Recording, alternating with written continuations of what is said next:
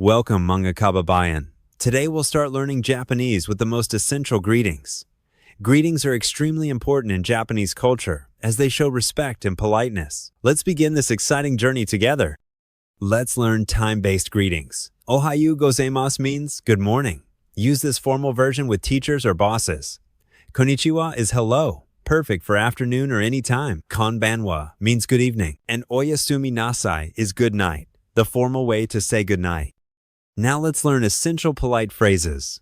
Arigato gozaimasu means thank you, very important in Japanese culture. Sumimasen is excuse me or sorry, super useful.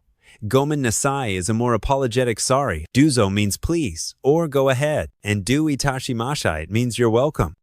For introductions, say hajimemashite when meeting someone for the first time. Follow with yoroshiku onegai shimasu, meaning please be kind to me. For farewells, sayonara is formal goodbye, while ja ne or mata ne are casual ways to say see you later. Congratulations! You've completed your first Japanese lesson. Remember to practice these greetings daily. Start with simple ones like Konnichiwa and Arigato gozaimasu. Japanese culture values politeness, so these phrases will help you make great first impressions. Ganbat! Good luck with your Japanese journey.